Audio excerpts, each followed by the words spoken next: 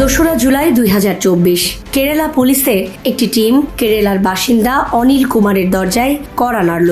অনিল কুমার কর্মসূত্রে বিদেশে থাকেন। তার স্ত্রী দরজা খুলতেই পুলিশ তাকে বলল, আপনাদের সেফটি ট্যাঙ্কটা কোথায় আছে একটু দেখাবেন। মিনিট খানিকের ব্যবধানে সেখানে ফরেন্সিক টিমও পৌঁছে গেল। খোলা হলো সেফটি ট্যাঙ্কের ঢাকনা। বিকট নোংরা গন্ধে ভরে গেল চারদিক।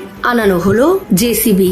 শুরু হলো খোঁড়া। কয়েক ঘন্টা তল্লাশির পর সেই সেফটি ট্যাঙ্ক থেকে বেরিয়ে এলো একটি মানুষের কিছু হাড়গোড় আর একটা লকেট। 15 বছর ধরে নিখোঁজ থাকার পর অবশেষে তাহলে পাওয়া গেল অনিল কুমারের প্রথম স্ত্রী কালার মৃতদেহ। গল্পটাই অজয় দেবগান বা মোহনলালের দৃশ্যম ফিল্মের কথা মনে পড়ে যাবে আপনাদের। তবে এই গল্প কিন্তু আদতে একটা আস্ত সিনেমার স্ক্রিপ্টকেও হার মানাবে। প্রেম, বিবাহ, বিশ্বাসঘাতকতা।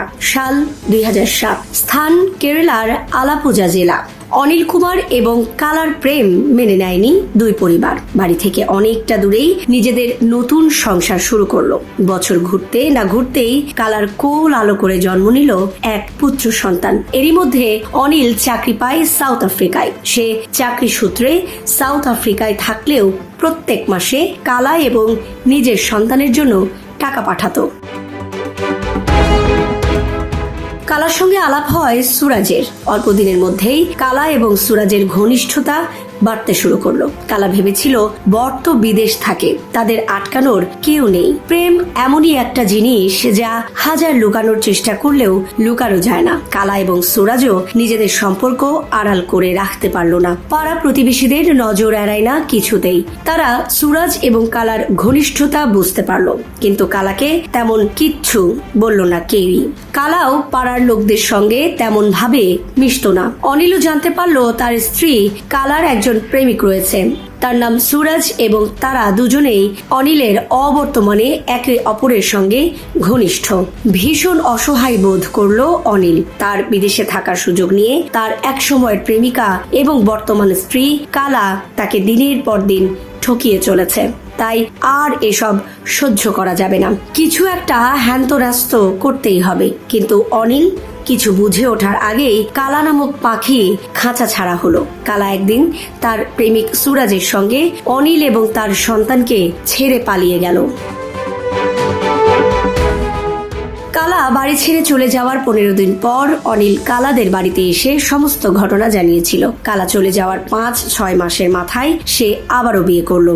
এদিকে গ্রামের মানুষদের মুখে মাঝে মধ্যেই শোনা যেত তারা কালাকে নানান জায়গায় দেখেছে। ধীরে ধীরে কালাকে সবাই ভুলে যেতে শুরু করলো। এমনকি কালার বাবা মা এবং ভাই কেউই একটা মিসিং ডায়েরি অবধি করলো না কালার নামে, কারণ লোকলজ্জা।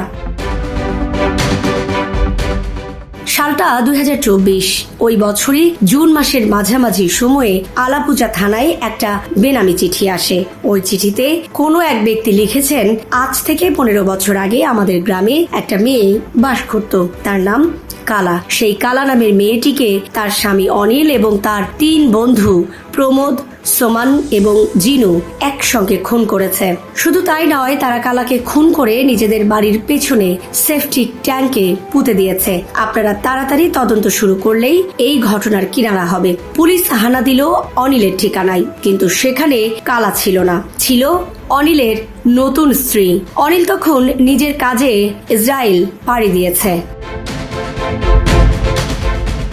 অনিল যেহেতু সেই সময় ইসরায়েলে ছিল, তাই তার সঙ্গে যোগাযোগ করা তেমন কোনো উপায় ছিল না। কিন্তু পুলিশ তার 3 বন্ধুকে ডেকে জিজ্ঞাসাবাদ শুরু করলো। এর মধ্যে প্রমোদ ভেঙে পড়ল। সে বলল, কালাকে হত্যা করার পিছনে আমার একার হাত নেই। এই ঘটনায় অনিল, সোমান এবং ঝিনুরও হাত রয়েছে। কালা আমাদের বন্ধু। অনিলের সঙ্গে বিশ্বাসঘাতকতা করেছিল দিনের পর দিন, তাই কালাকে হত্যা করার প্ল্যান বানিয়েছিলাম। প্ল্যান মাফিক একদিন প্রমোদ, সোনাম এবং ঝিনু পৌঁছায় অনিলের বাড়িতে। 2-1 কথার পরেই তারা একসঙ্গে গলা টিপে ধরে কালার, আর কয়েক মুহূর্তের মধ্যেই কালার শরীর নিথর হয়ে পড়ে। ওদের বাড়ির পেছনে একটি সেফটি ট্যাঙ্ক রয়েছে, সেখানেই কালার শরীরটা ফেলে দিতে যায় তারা। কালার শরীরটা টেনে হিঁচড়ে সেখানে ফেলতে যাবে, এমন সময় কালা চোখ খুলে হাতটা শক্ত করে চেপে ধরেছিল অনিলের। কালা তখনও বেঁচে ছিল। তারা কালাকে যত তাড়াতাড়ি সম্ভব সেপটিক ট্যাঙ্কের ভেতর ফেলে দেওয়ার চেষ্টা করলো। হাতে পায়ে ধরে নিজের শেষ ইচ্ছে জানিয়েছিল কালা। কালা বলেছিল, আমি শেষবারের মতো আমার সন্তানকে দেখতে চাই। কালা ওদের পা ধরে বলেছিল, আমাকে বিষ দিয়ে দাও, আমি খেয়ে মরে যাচ্ছি, কিন্তু এই নোংরার মধ্যে আমাকে ফেলে দিও না। অনিল সজোরে একটা লাথি মারে কালার কোমরে। সেপটিক ট্যাঙ্কে এসে সে পড়ে যায়। সঙ্গে সঙ্গেই অনিলের বন্ধুরা সেপটিক ট্যাঙ্কে ঢাকনাটা লাগিয়ে দেয়, কিন্তু সেপটিক ট্যাঙ্কের ভেতর থেকেই কালার চাপা আর্তনাদ ভেসে আসছিল। কালার চিৎকার ধীরে ধীরে মিলিয়ে গেল। সেপটিক ট্যাঙ্ক থেকে পুলিশ দেহাবশেষ নিয়ে গেল ফরেন্সিক এক্সপার্টের কাছে। পরীক্ষা নিরীক্ষার পর জানা গেল ওই দেহাবশেষ আদতে কালার নয়। শুধু তাই নয়, ওই সেপটিক ট্যাঙ্কে আর কোনো লাশের চিহ্ন পাওয়া যায়নি। যদি ওই হাড়ের অংশ কালার না হয়, তাহলে সেটি কার? কালার বডি কি তাহলে ওই সেপটিক ট্যাঙ্কের মধ্যে মিশে গেছে, নাকি এখনো এই কেসে রয়ে গেছে আরো অজানা তথ্য? প্রশ্ন অনেকগুলো, কিন্তু উত্তর একটাও নেই। Desk report, Dhaka express.